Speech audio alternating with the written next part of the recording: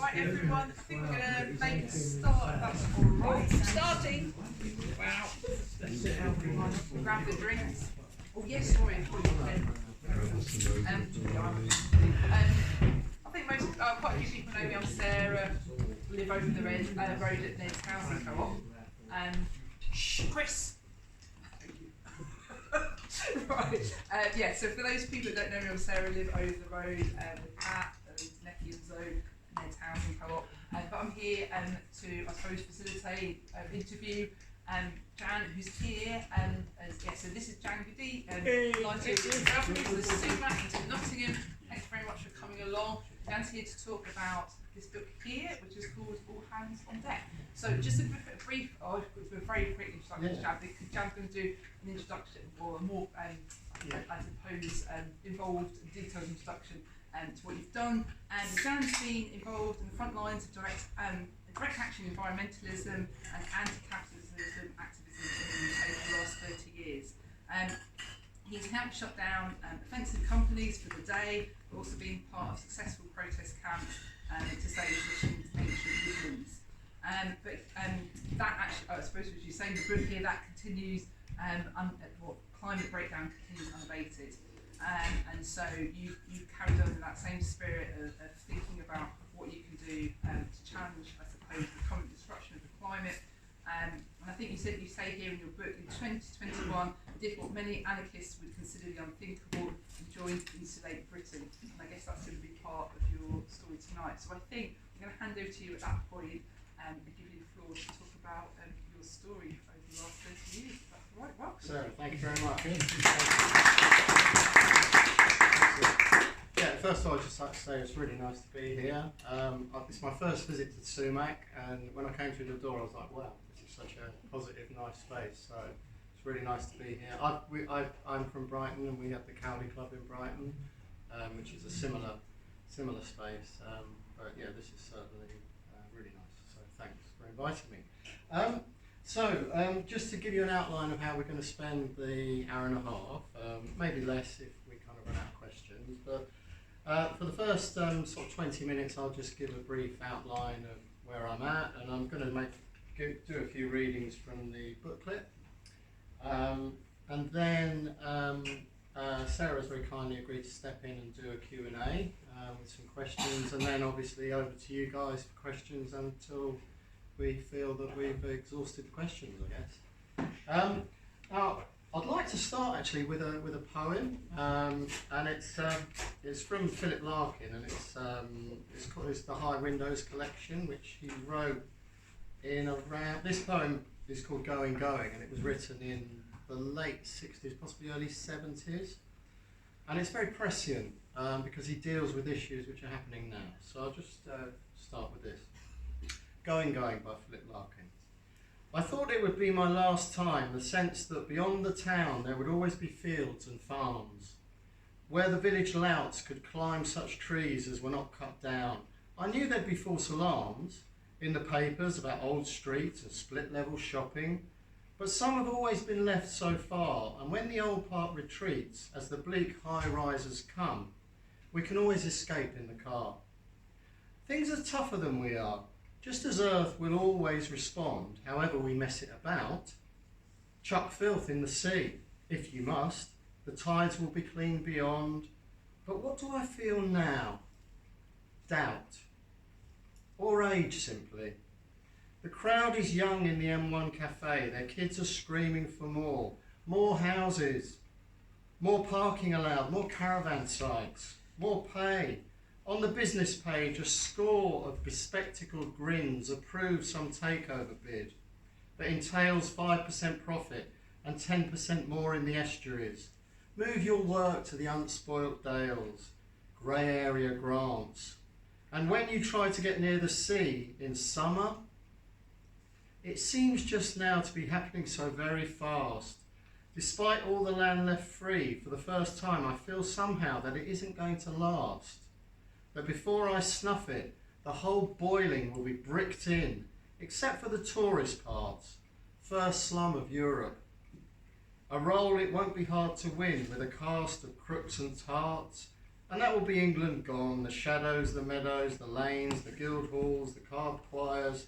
There'll be books, it will linger on in galleries, but all that remains for us will be concrete and tyres. Most things are never meant. This won't be, most likely, but greeds and garbage are too thick strewn to be swept up now, or invent excuses that make them all needs. I just think it will happen soon. So that's Philip Larkin from High Windows. I'm here basically because I've written this pamphlet. I wrote it after I came out of prison. I went to prison in November 2022, following the M25 gantry action with Just Stop Oil. So when I came out of prison, I'd already started some writing 5 years earlier, but I picked it up and went ahead and was very kindly accepted onto the active list. And so I'm kind of promoting this as a way of joining the tribes, if you like. So I come from an anarchist background, and I'll give a few readings that will give you some background to that. But certainly now I'm of the opinion that as anarchists or as communitarians, we should be now focusing our energies on joining together rather than, kind of splitting apart. So that's the reason for the booklet. And I shall start with a piece. So basically, it's split into 4 sections. It's section 1 is the collision course, so it looks at where we're heading at the moment. Section 2 is my prison experience, so resistance from the inside. 3 is New Horizons, looking at ways we can make effective, real difference. And the concluding comments at the end. The book's dedicated to a number of people, chief among them Xavier, who was in JSO and sadly committed suicide before he could face another prison sentence for the state's idea of what he was doing was wrong. So there are other people there that you can see. And in acknowledgements, again, there's some very key people in my political life, Chris being one of them, and obviously I've been a Veggies eater for many a decade. Yeah. So I'm going to read a slight bit from the introduction. Anarchists, like many activists in the mainstream movement, cherish freedom, mutualism and wildness, while the prevailing capitalist governments desecrate our wild lands and seas and our human and animal ecologies, taking us into a world of social license built on AI and technocracy, steel and glass, and a virtual chipped existence which is no existence at all. The existential threat itself is real when you are relying on food supplies from countries that can no longer reliably feed themselves, as weather patterns continue to spiral out of control and tipping points are crossed irreversibly. The populist brand of neoliberalism and the nascent fascism leading us to total chaos has climate denial as one of its badges of honour, alongside rabid nationalism and warmongery. The final chapter in the industrial capitalist venture evolved from the 80s and 90s when black bloc anarchists took to the street of Seattle and Genoa in Italy in resistance to it. Now, as we move forward, the idea of closer cooperation between nation states is perilous and fraught with security issues and fear and danger. Bear in mind that guided drone military technology can now be used to explode an armoured personnel carrier by flying into a manned gun turret. How to beat this insidious form of populism? It's through pro-social, well-organised, strategically sound, revolutionary politics based upon cooperation, love and kindness. The fight is for an end to new oil and gas and coal globally, an immediate wide-scale shift to renewable energy, and most importantly, energy conservation. That's from the introduction, and then I'll go on and take a passage from Collision Course. Anarchists and anti-capitalists have long taken the lead in environmentalism that matters. Their modus operandi has traditionally been non-accountable direct action, conducted anonymously and in ways that avoid resist cooperation with the state. They have always operated largely outside of the mainstream scene, rejecting the liberal values of groups like Greenpeace, while actively opposing COP and other state-led climate initiatives. However, in recent years, a new type of mainstream environmental activist has emerged, whose approach involves making public demands of the authorities and gaining social and political legitimacy through non-violent direct action, including acts of resistance and civil disobedience. This new environmentalism has quickly gained traction both in the UK and internationally.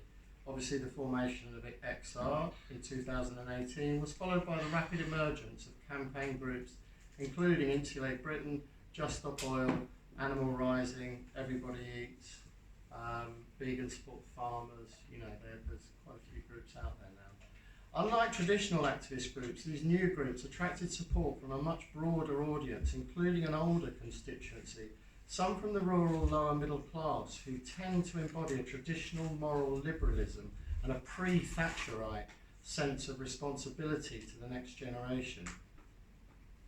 Having lifted off the fat of the land in the carbon economy, they are finally waking up to the scale and urgency of the climate issue and are now coming out onto the streets to fulfil what they see as their moral duty to save the planet for their grandchildren. Moving on, I shall read from the third section, and this is called Unity in Time of Crisis. In making the case for cooperation between ideologically diverse groups, Roger Hallam points to the unlikely alliances that can form in the context of a potentially catastrophic threat. For example, during the First and Second World Wars, when British people found common ground with a non-malignant form of nationalism that transcended class and was a force for good. Back then, despite the ravages of the Blitz, people didn't just give up and stick their heads in the sand. They dug deep. That's where organic gardening began, back in the war. You know, we weren't the first organic gardeners in Brighton. I've been an allotment holder for 30 years. We run a co-op down in Brighton. But our skills aren't new. You know, they came from our grandparents or our great-grandparents. Back then, despite the ravages of the Blitz, people didn't just give up and stick their heads in the sand. They dug deep and consistently worked towards a better life of reconstruction, prioritising forward thinking and a planned and carefully structured way out of demob hell. Such alliances could also form today against the common enemy. And the common enemy, I don't see, obviously we don't want fascists on our street, but I see the common enemy as the technocratic ruling class. Okay, these are the people, the international professional bureaucrats who lie, steal and cheat. Okay, they lie, steal and cheat. They say it's okay, we'll reduce carbon emissions by such and such a date. We'll use this fix or that fix. All utter hogwash. The juggernaut of ecological crisis is already here, bearing down on the poorest and most deprived people of the southern and northern hemispheres. Farmers in the Mekong Delta, inundated with seawaters. How are they going to make rice? Caribbean islanders facing ferocious Category 5 storms. Indigenous tribes in South America forced from their lands by forest fires. Alaskan and Siberian communities facing destitution as the foundations of their properties sink in the melting permafrosts. I shall now read from my time in prison. Actually, I'll just finish this bit. So by prioritising cooperation instead of competition, by focusing on social gain and not social control, we can resist fascism and ecological doom. Resistance is naivety at its best. Cynicism is what we no longer need, and industrial capitalism is the target, and climate is the context. So moving on, this was my prison experience, so this is chapter 2 in the book. Okay, so my prison experience was split between HMP Belmarsh, AA category jail where I was on remand, HMP Wandsworth category B, and HMP Highdown category C. So basically I was the first person to be sentenced for protest under the PCSA 2022 in April. So I did my action in November. I had an injunction taken out. We all had an injunction taken out on us on the Saturday, on November the 5th. We were in a safe house in Heathrow preparing for our action. When I got sent down, I was also given a piece of paper, sheet of papers. When I arrived at Belmarsh, I looked at the papers, and basically I was also facing a civil case for breaking an injunction which I didn't even know about, because they served the injunction. You may remember this. There was a Sun journalist who got on a Zoom call with all the JSO, Roger Hallam, etc. The Sun journalist infiltrated a Zoom call. She went under the name of Flower Power. Scarlett Howard is her name. She works for the Sun. She did it because she wanted to get a picture of Hallam being arrested, and the police agreed that they would allow her to take pictures of him being arrested if she went ahead and did the deceitful practice of infiltrating a group. So basically the judge got wind of this, and they put out an injunction on the Saturday forbidding anyone from going anywhere near gantries on the M25. Obviously they didn't know where we were going to go, because we planned it, that we would go in different places. Anyway, the upshot was, obviously I was given a 9-month sentence, and I have a young daughter, so I went guilty, and it was reduced to 6-3. And in those 3 months, I went to 3 different prisons and had around 10 different cellmates. So I'll just read a little bit from the booklet. While UK jails are far better than those in some other parts of the world, such as those in El Salvador, Secot, Iran or Mexico, with crammed cells, no medical care and sometimes no food, or the same non-protein meals, day in, day out, being in prison is still rough in the UK. Life is hectic, noisy and disorientating. You land in prison tired, dishevelled and shaken up by days in police and court custody, and you get put straight into a 2-man bang-up, where your only space is a bunk abutting a perspex window. In Wandsworth, like Wormwood Scrubs and Pentonville, these are old Victorian jails, and they're designed for one man per cell. Obviously, 98% of the cells are 2-man cells, and you literally both men can't walk in your cell. One of you has to be on the bunk, because there's no space to walk between your cupboard and the bunk beds. So you're if you want to pay something down, you have to wait until your cellmate is lying on his bed or what have you. I was in over Christmas and New Year, so 2022, 2023, and I don't think conditions have changed that much for the better. Our cell was on the ground floor, the ones, and we literally had a perspex window behind our beds, which was broken, and we had rats. Literally, people in prison, people drop food out the windows and it collects down the bottom of the building, and it gradually builds up and up and up because they haven't got the staff to clean it. And eventually the rats gnaw it down and down and down. So you spend all day with the little critters sort of around, sort of by your head. So it's not the best of atmospheres. The people though are different, so I'll just go through that bit.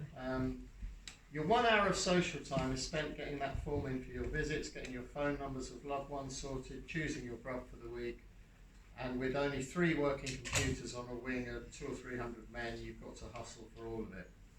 In prison, you encounter all manner of squalor. There is a lot of violence in jails. Unfortunately, I wasn't a victim of violence, so I said to every single cellmate I was in with, I said, I'm here for non-violent political action, and I'm not a violent man. And to a man, they all said, they laughed at me, because they thought it was hilarious that I got arrested and put in jail for what I did, and then I could chat to them, and I didn't encounter any physical threats in prison as a political prisoner. So you know, but you witness a fair bit of violence in UK jails, you know, as you might imagine. So, in prison, stereotypes are shattered. Silver teeth, scars, light skin, dark skin, Muslim, Christian, it all means nothing. People here are just people, sometimes in tears, often pacing up and down their cell. I remember seeing a lynx in captivity in a forest near Kent, and for hours it paced up and down, up and down, up and down against the perimeter fence, back and forth, tormented. And this is what you witness. No different. If you're fortunate enough to be sent down with other activists, at least you'll have some solace. And if not, at least you'll get a bit of help and guidance from some of the older and wiser cons through those first few days.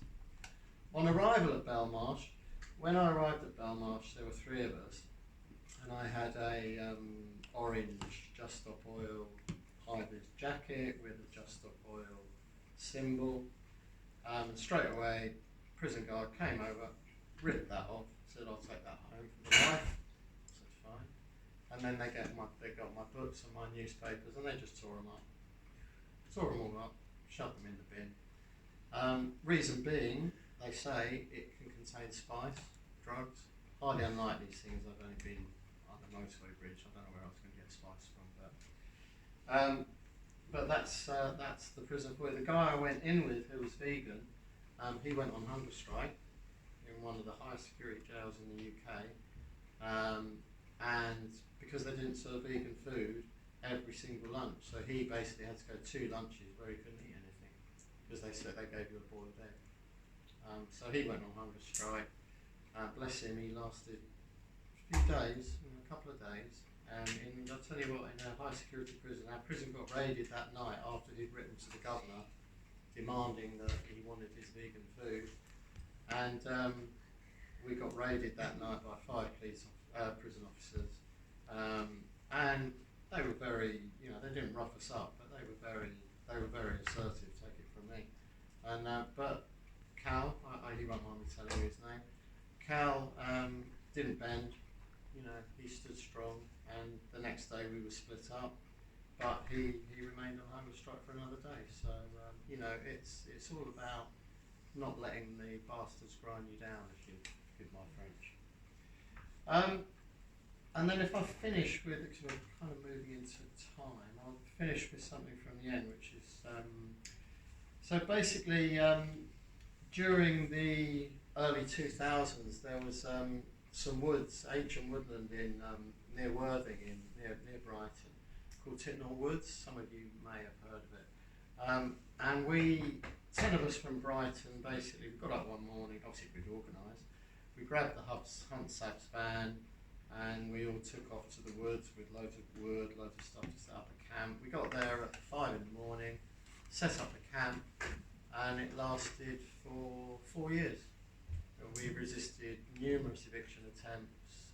I wasn't a full-time member at the camp. I was a supporting actor in that. And the people who stayed there, incredible people. They actually formed a productive community garden within the walled garden that was in the woods, and it was a success story. We saved 200 trees. They still built on the land. They got their development plans through Sumac. It was a Tesco, I have to say. But we raised awareness. So this is a piece from that case study. And the final case study in the book is for a group called Vegan Support the Farmers, which is the final piece of the book. So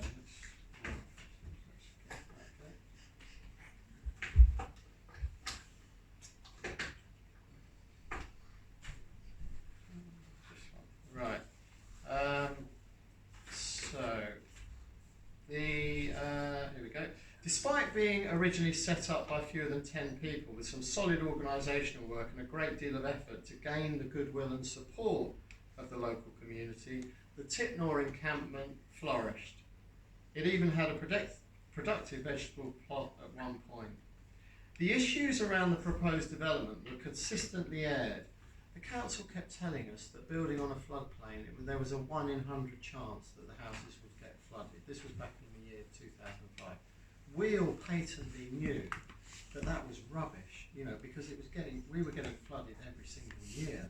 So that was just utter lies, you know. So we knew that, and the local community knew that, and that was the success of the campaign, because even economically, there was no validity to their case, because it wasn't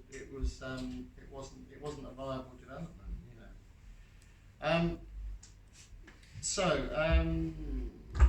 Consistently aired and kept relevant by the protesters, such as the hideous idea of adding more traffic to an already busy highway that was a driver's nightmare, and that stupidity of building 1,200 houses on a floodplain. This work also helped to capture the valuable perspectives of people to whom Titnall was not only an ecological asset, but also an important community amenity. A local resident said at the time, "I used to play at Titnall every single day when I was a kid. When you build on green spaces like these, you lose children, and you create a lot of angry young children with nothing to bounce off except concrete." That was the kind of thing. And then I think I'm going to leave it there. And shall we? Yeah, we'll move on to the formal question, and then we're going to open it up so everyone will have a chance to answer questions. Yeah. I guess starting at the beginning, how did you get into activism?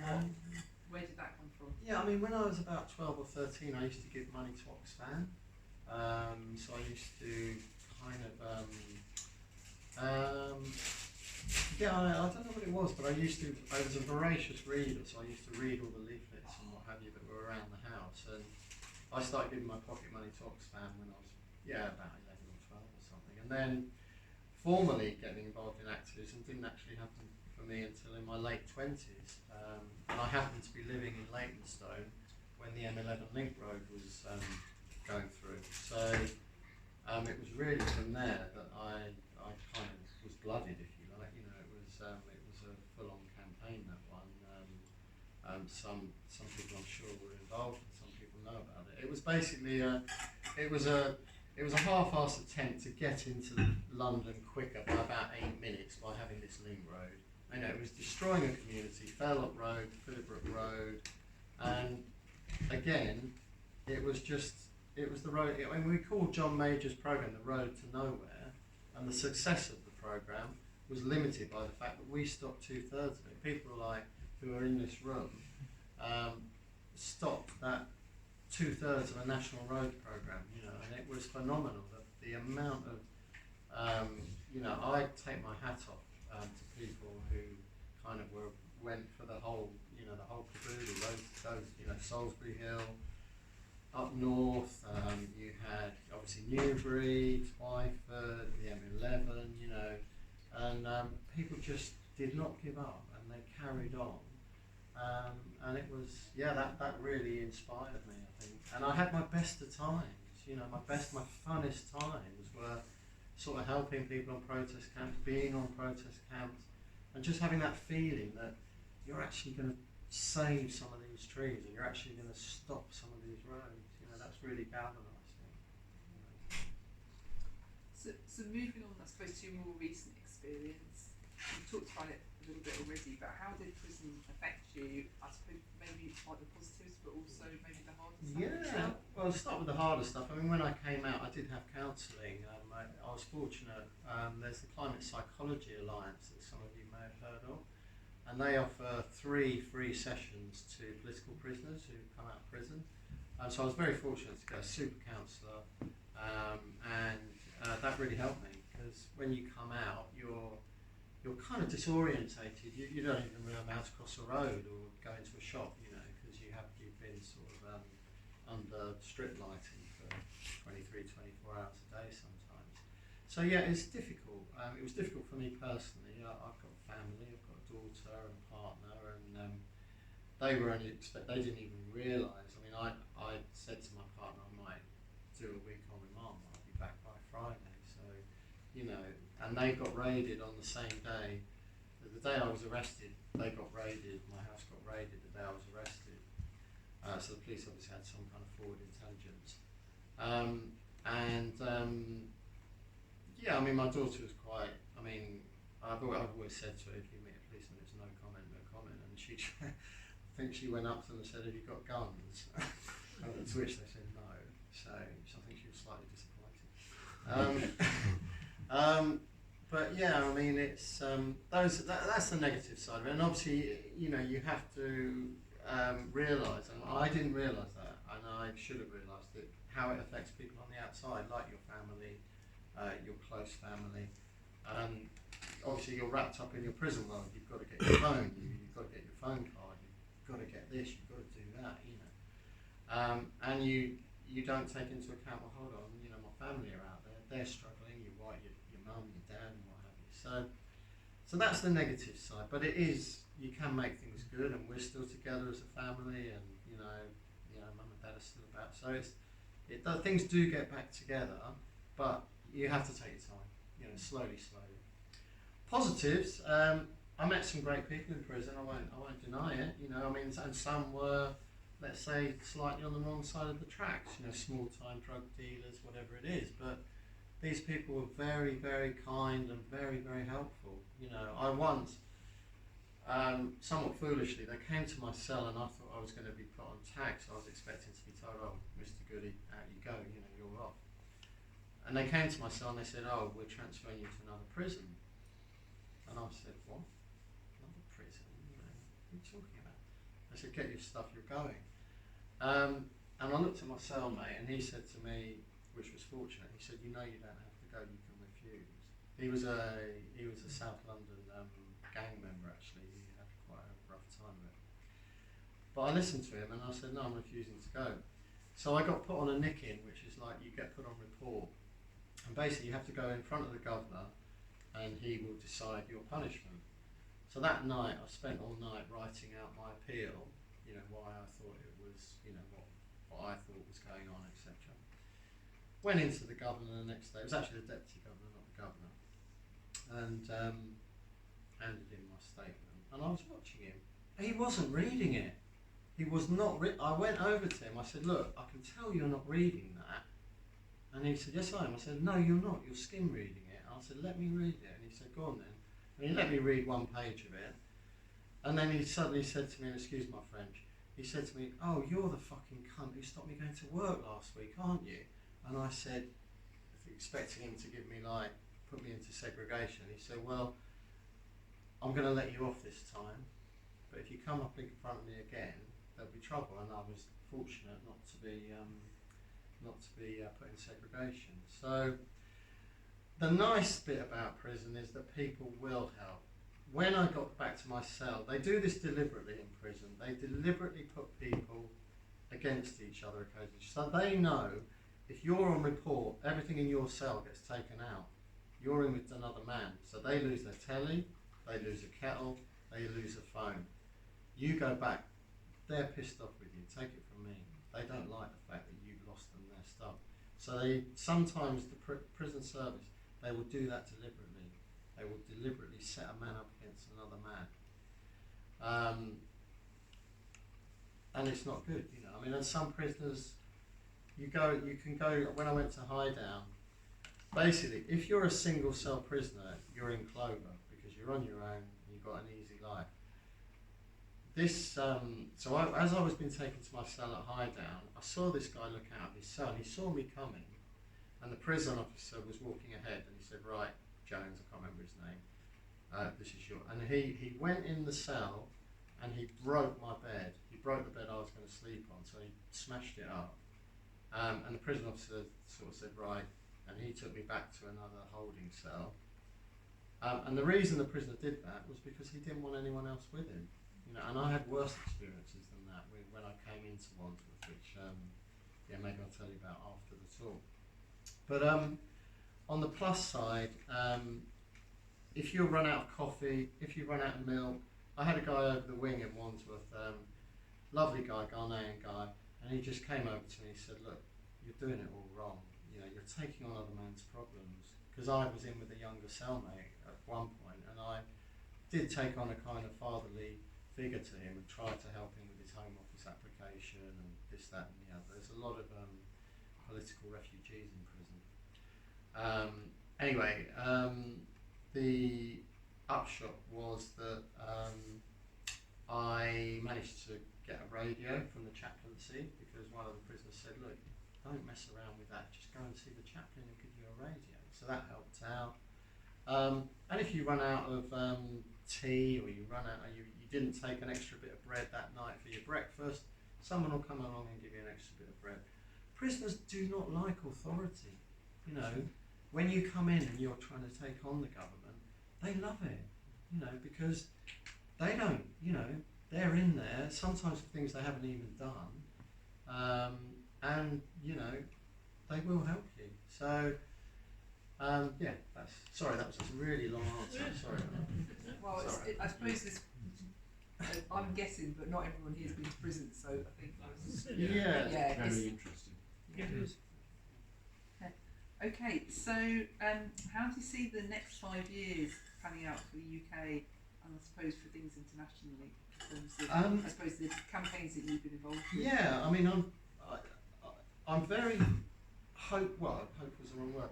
I'm very impressed with community initiatives I've seen. I mean, over the summer I've been promoting the booklet, so I went to the Green Gathering, I went to different festivals. One of the things that really gave me a boost was the numbers of people I spoke to who were, we just set up this community initiative in Blackpool, and we're doing this, and we've got this community garden, and we're all, you know, and I just thought, wow, yeah, there's this kind of growth in networking and community groups and local grassroots schemes, which are so important, and have that organisational capacity to build. You know, if you look at communities, I think they estimate it's around 150 people who can kind of work together quite happily, and then perhaps over that amount of people it starts to get a bit fractious. Well, the way I see it is these are exciting times nationally. You know, the Green Party, your party, and it's not up there now, but there's a group called Time to Assemble that some of you may have heard of, the Humanity Project. So there are a lot of kind of groups out there nationally trying to change politics. I won't go into a big spiel about your party because, you know, that would take too long. However, I do see it as a positive in the sense that it's using kind of techniques that we used in Insulate Britain and Just Stop Oil.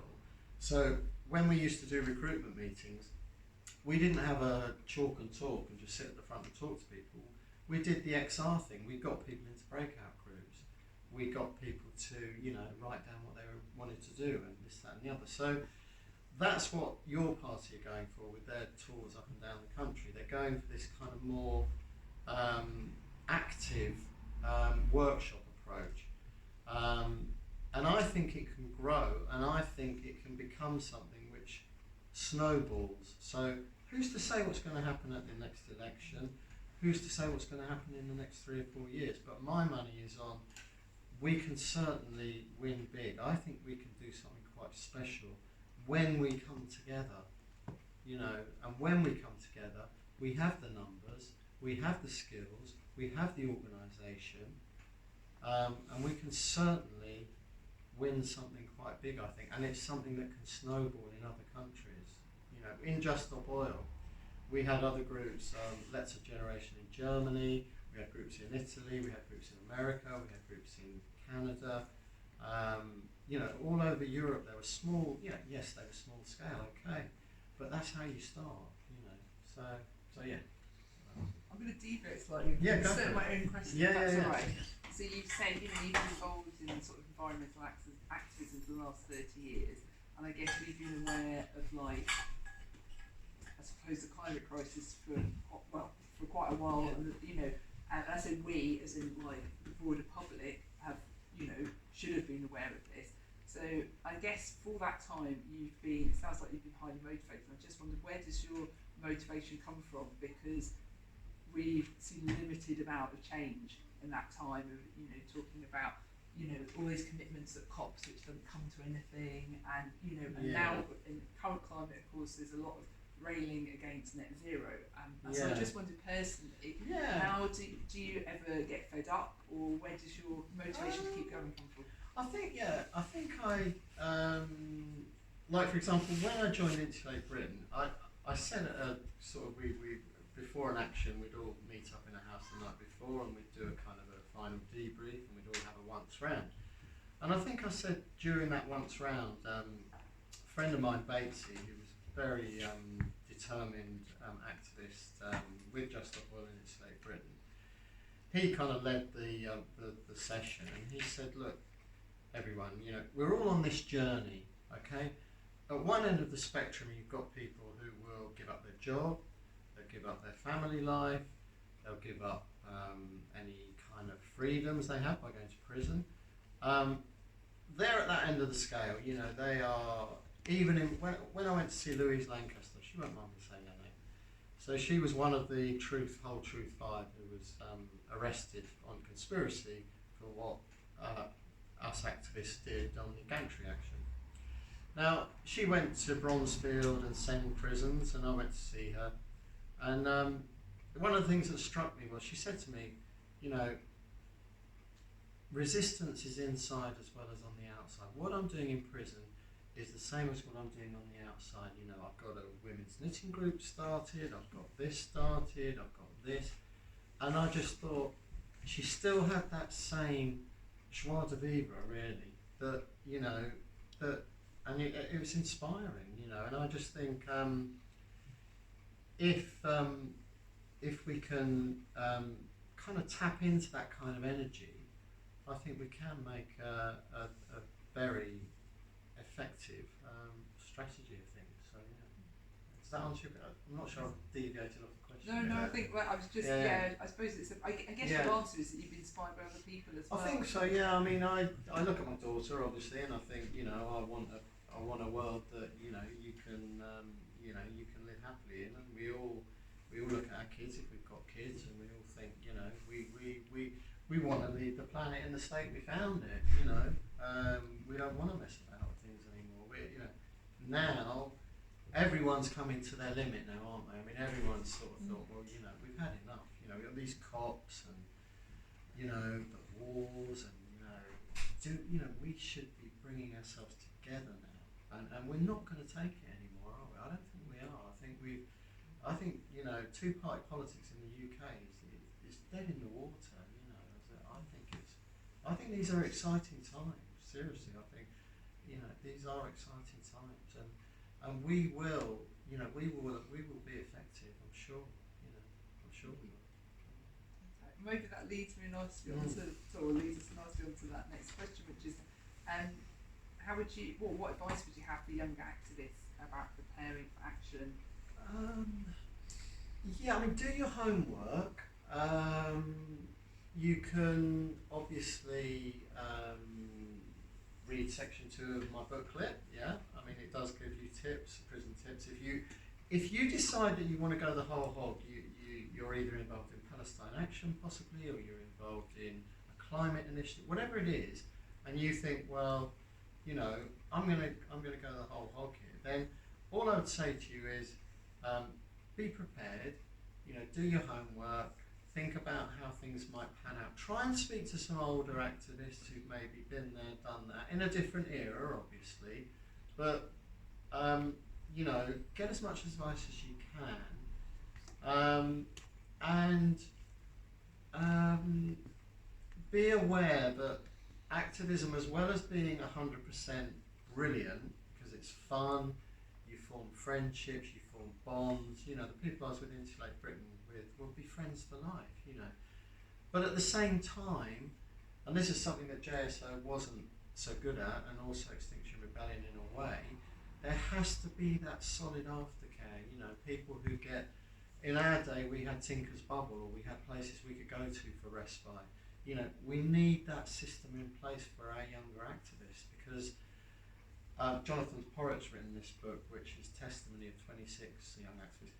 You know, and as I said at the beginning, Xavier, you know, there are people who need proper, organised care, support after actions or after prison terms they weren't expecting. And I think as a movement, we're certainly better at that, but we need to really get even better and look after younger activists. So I think that's important. Yeah, I do think that's important.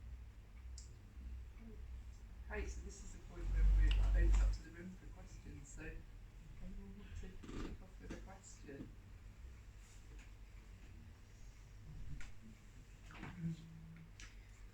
Yeah, someone has to. Coming from an anarchist perspective, which is all about doing things collectively yourselves, not relying on governments and such like. Do you think anarchists sometimes need to break the rules of anarchy, which is to engage with the political system and vote for somebody, because it's breaking the rule of anarchy because you're an anarchist, so I'm going to break the rule of anarchy because I'm an anarchist. So engaging with, the political process, Green Party, whoever it might be. How do you? I do think, I struggle with this one because obviously my principles are, anarchistic. I don't believe in authority. I never really have agreed with authority, and I think we're more than capable of organising ourselves into, positive community spaces and positive community organisations and as people. So my caveat is that at the moment I just feel that things are so tough and things, climate justice wise, like cost of living stuff, it's all obviously interlinked, and I just think at this stage we have to swallow our principles and say, I describe myself more as a kind of pragmatic anarchist in that I'm willing to engage in mainstream protest and in mainstream politics, because at the moment I do feel that there is a place for us which is constructive. We can give our energy and we can give our advice and we can give our guidance in the grand scheme of things, be that working with Zach Polanski and the Greens, be that working with Sarah Sultana and your party, be that working with Assemble, Humanity Project, Vegan Sport Farmer. There's so many people out there, and I don't think we should cut ourselves off. I understand, I've got friends within anarchism circles who are deeply opposed to my views, along the lines of, well, your buddies in Extinction Rebellion don't agree with dismantling the capitalist system, which is what we need to do. My only point of disagreement there is, well, how do you do that? And to do it effectively, as far as I'm concerned, and love him or loathe him, Roger Hallam has said this and he's done the studying, it's far more effective to engage in non-violent direct action than it is to engage in violent actions. And the reason being is you put people off with violent actions. With non-direct violent actions, you bring people in. I'm not saying that I'm not saying that, oh well, if you want to go off and do your own thing, I'm not saying that you can't do that or you shouldn't do that. It's not a moral judgment, it's a practical judgment. I just think the way things are at the moment, we're more effective behind the mainstream rather than against the mainstream, if you like.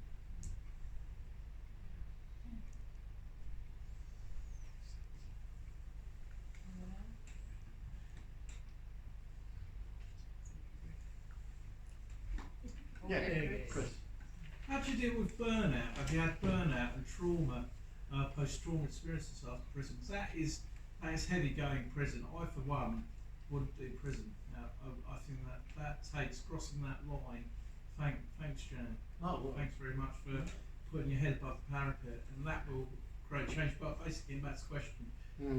Have you had like a major breakdown? If you want to say that, if not, move on. No, I'm happy to deal with my mental health. No, I was, on the whole, it was okay. I came out and I work as a gardener. I did lose my job. I was a lecturer at Kingston University in journalism. I did lose my job and it was difficult. But yeah, I was mentally scarred by prison. I'm not going to lie about it. Some of the prisoners I shared a cell with were very, very violent men. These weren't career criminals. These were very, very seriously violent men. And you literally, it is fight or flight. When I had my counselling sessions, I was signed off work with PTSD. I was signed off work while I went through the process of being dismissed. In all but name, I wasn't dismissed, but I did sort of quietly shoved out the door. So it did affect my mental health.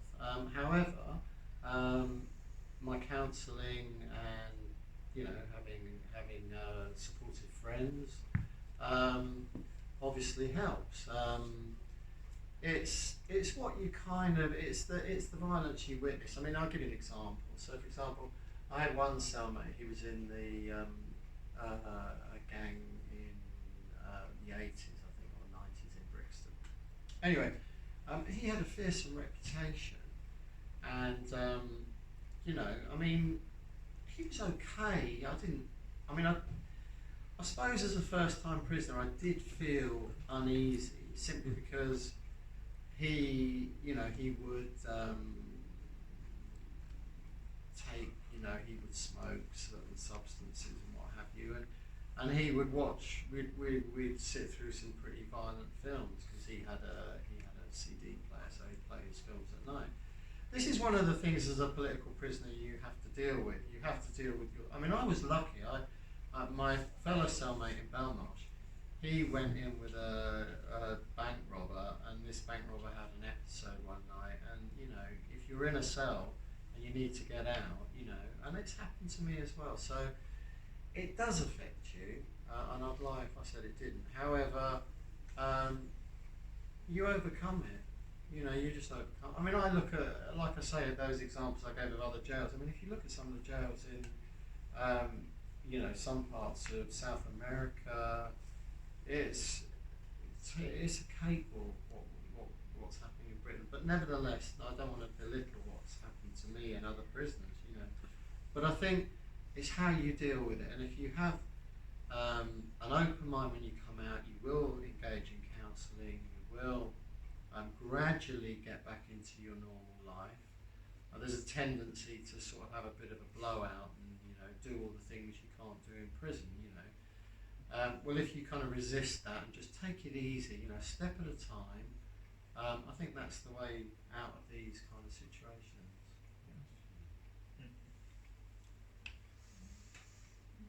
I'll ask a question if you want to. But when you took part in the action, like you kind of alluded to this, but did you expect to have a prison sentence for that? When you, in your mind, when you took part, you were like, is this what I'm getting myself in for? Yeah, I mean, the thing was, I'll tell you what happened. So I guess I was thinking back to like 10, 15 years ago when environmental activists were locked up. Time, I remember a time in the UK where like people were like, this was just what, it was like, oh, someone's being locked up, this has never happened before. Like people had been locked up for other types of activism, but it wasn't, when you talk about those road protests, like people had a tough time with the bailiffs, but they weren't put in jail.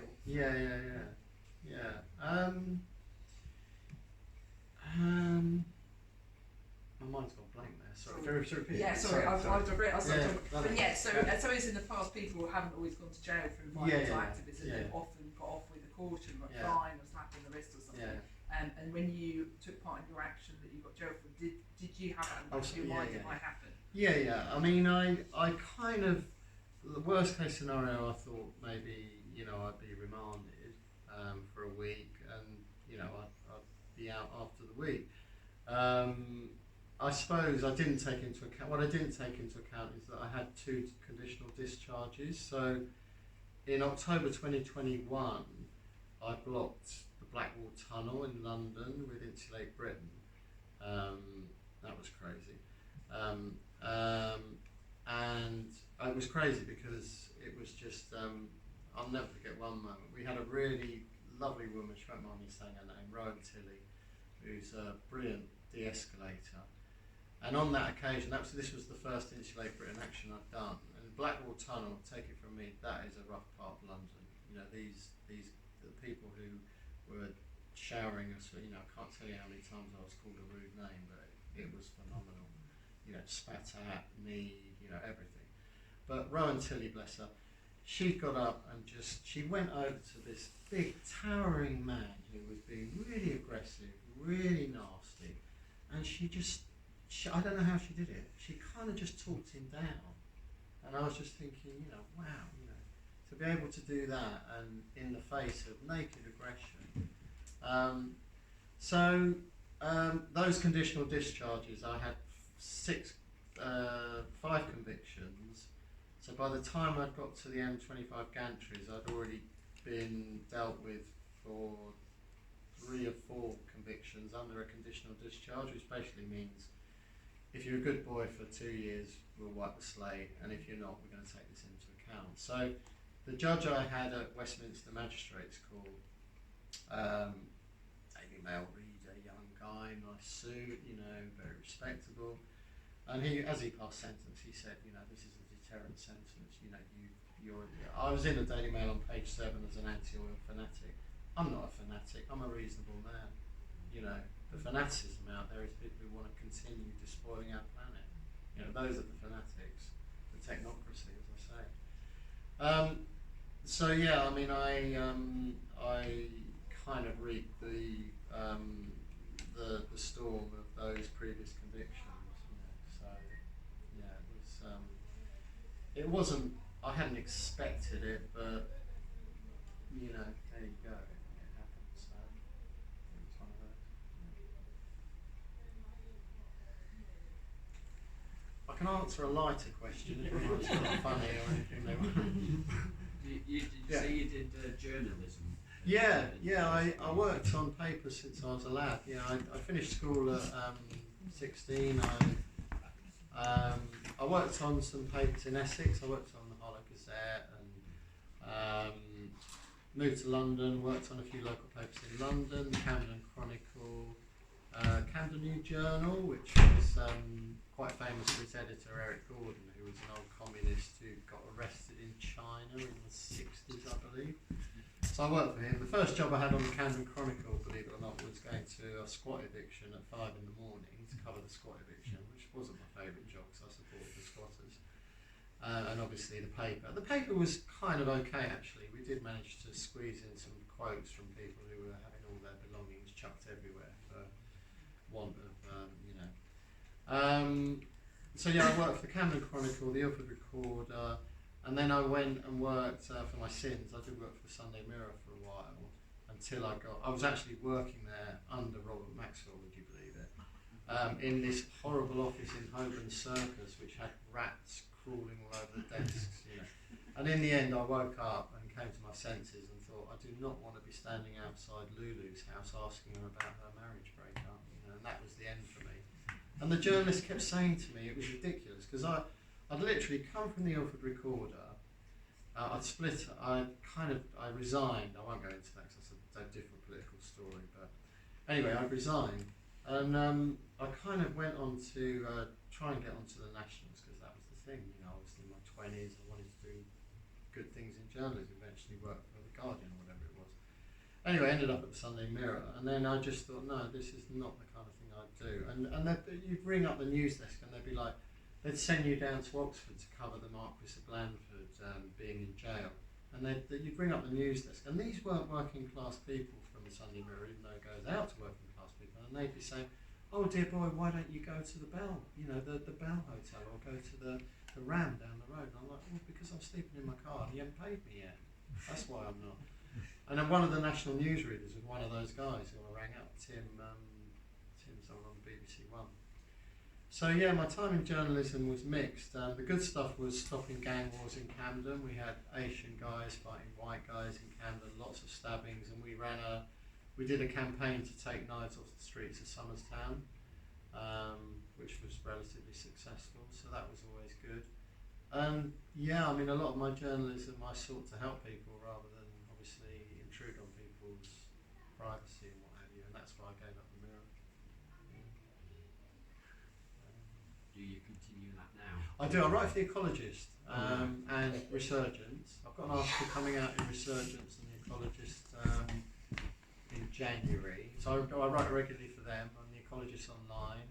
I've written for The Big Issue. I've written for The Guardian. I did a lot of research, data research into local government pension schemes and how local government pension schemes, so this is nurses and what have you, where their money goes, and we did a lot of stories on fracking, and in the UK when fracking was happening, that brilliant campaign up in the north.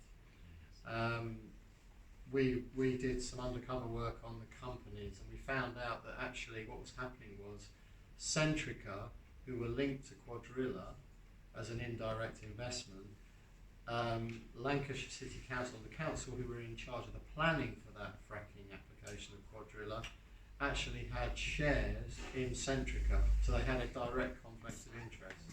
And we found out also all sorts of other things, like councils in Kent who were investing £2 billion in Philip Morris, which is a tobacco manufacturer, and then running a front page story on their website saying anti-smoking drive in Kent this month. So we managed to get that on the front page of the I newspaper as a conflict of interest. 2 weeks later that page came down, obviously, because it was a blatant falsehood. You know, they couldn't give a monkeys about people's health when they were investing in what was, you know, so. Dan, do you want me to search a bit on John Vidal, the well-respected? I love John Vidal, yeah. I mean, I worked Thanks. with John Vidal once on the Heathrow Climate Camp. So I was an activist at the Heathrow Climate Camp, and I rang him up. I said, do you know about this? Do you want me to do something on it? And he said, yes, dear boy. He was a very nice man, John Vidal, very, very nice man. He said, yes, dear boy, and I will cross your palm, he said to me. He never did. But yeah, no, he did. He was a great journalist, truly great journalist. You know, the Age of Extinction stuff he did. So yeah, I mean, I was lucky to have worked with him once. You know, I consider that an honour for such a great journalist. Nick Davis, I also worked with. Nick Davis, you may know from The Guardian. He covered the Battle of the Beanfield back in, when was the 40 Beanfield? years ago, we had 40 years ago. Tash came and did a presentation here Right. in June on the 40th anniversary day. It was the only time I think that the ITV, the newscaster on ITV at 6 o'clock, it was taken off the 10 o'clock news because this new reporter on ITV could not believe what he'd witnessed. He said, this is a blatant case of police brutality.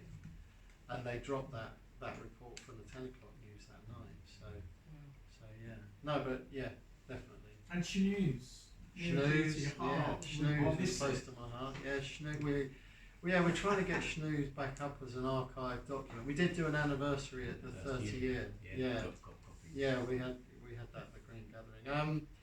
Sadly, Schnews went the way of some news sheets just because of Facebook, and you know, people just kind of didn't have the same effect after kind of Facebook came along and people were organising things online and so on and so forth. But yeah, we had another publication in Brighton called Rough Music as well, which was a kind of local version of Schnews, and in Worthing they had Port Bolter and what have you. So I think it's something you can rejuvenate. You can do it again. You know, younger activists can, you know, start up their own news sheets. It's so easy to do, and people loved it. People love Schnews.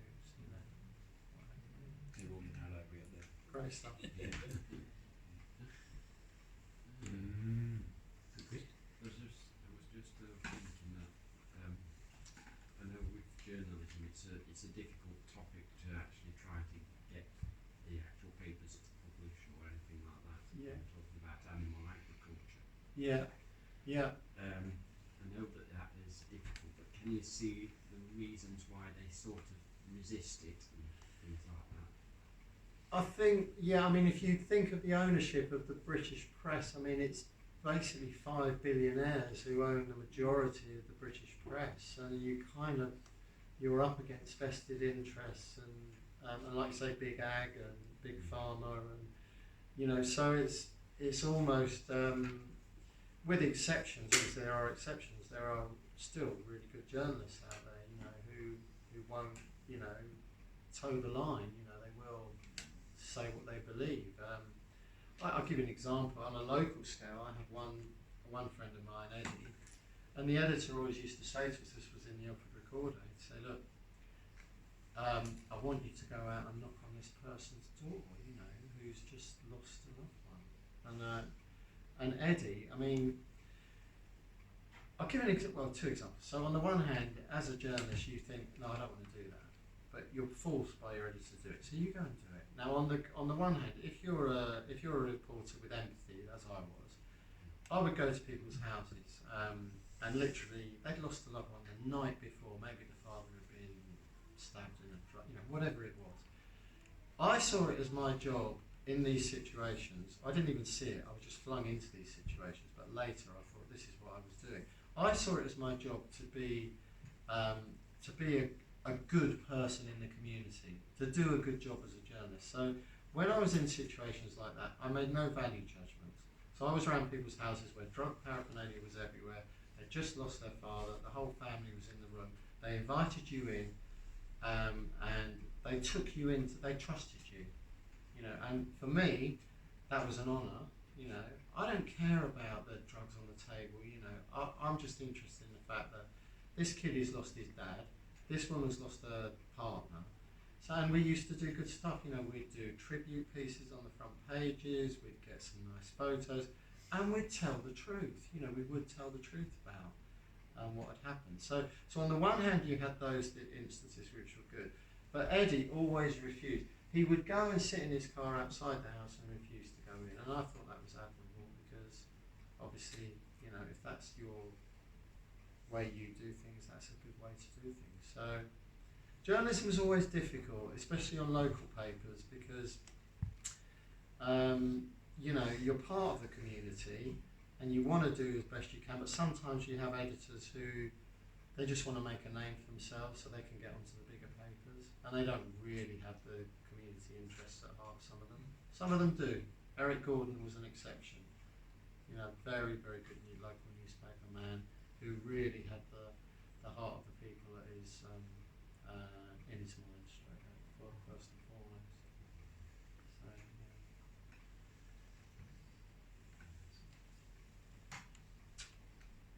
Anyone else? I see the empathy there on the basis of human to human, obviously. Yeah. That's very clear. Yeah, but with But we have a totally lack of empathy when it comes to animals totally 100%. and Yeah, the tortures that they go through. it's 100%. Yeah, I mean, I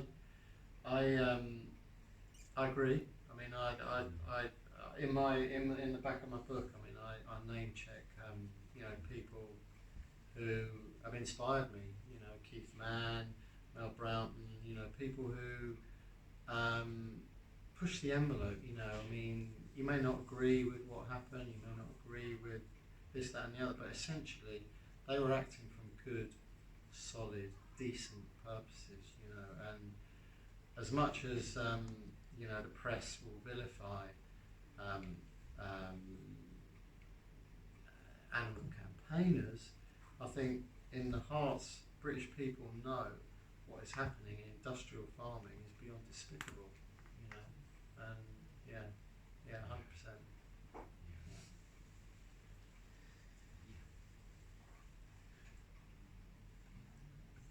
Maybe we'll draw things to a close there. Yeah.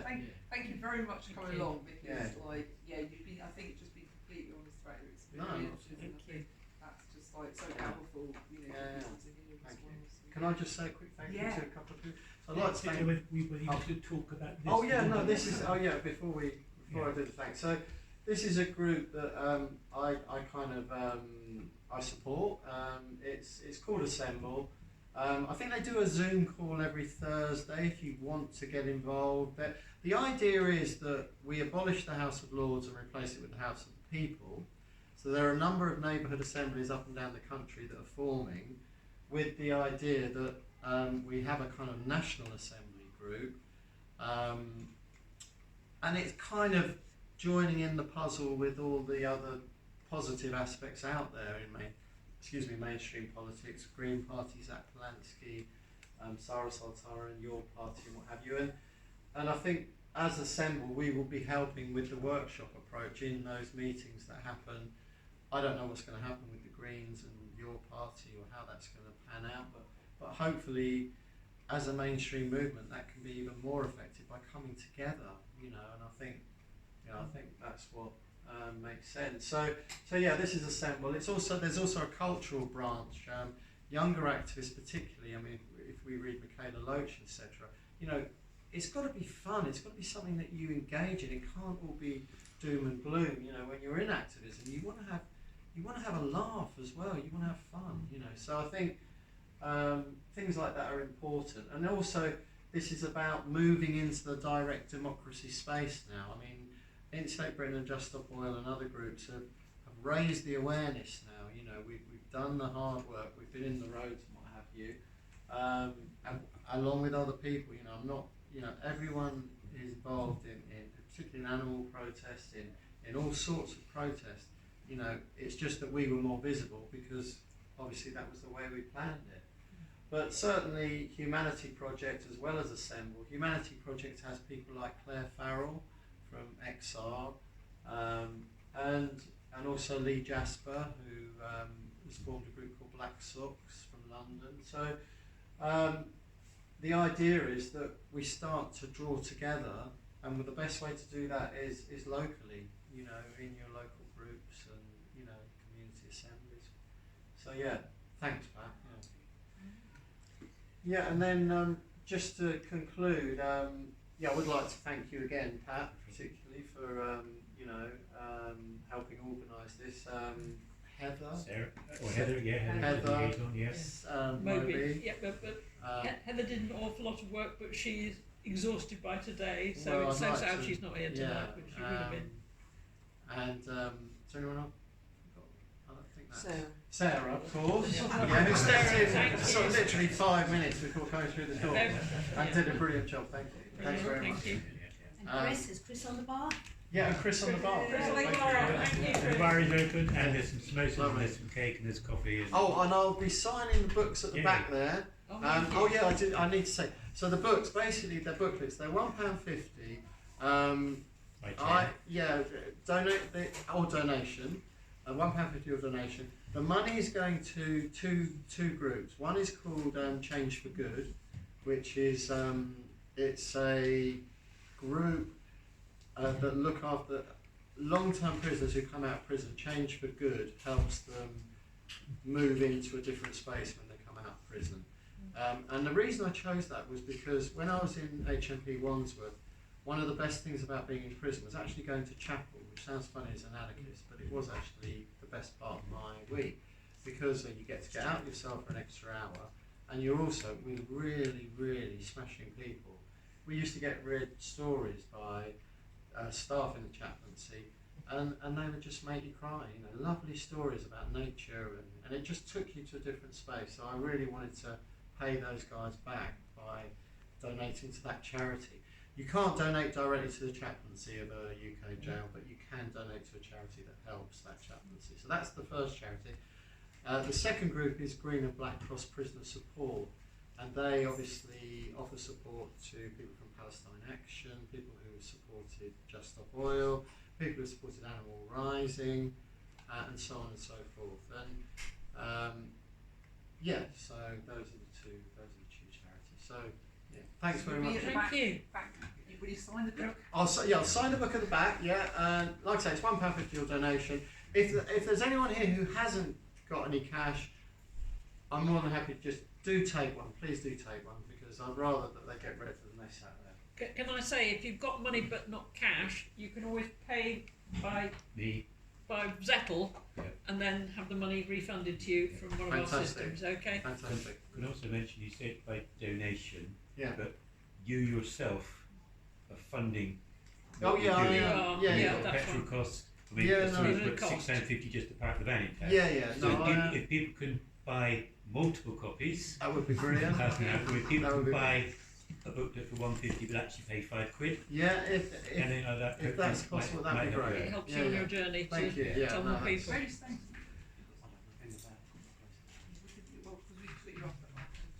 Anyway, sorry, that's another conversation. Yeah. So I think you're very happy to chat Yeah, to people at the definitely. table. Yeah, I'll move over there. All right. And thanks everyone. Thank you.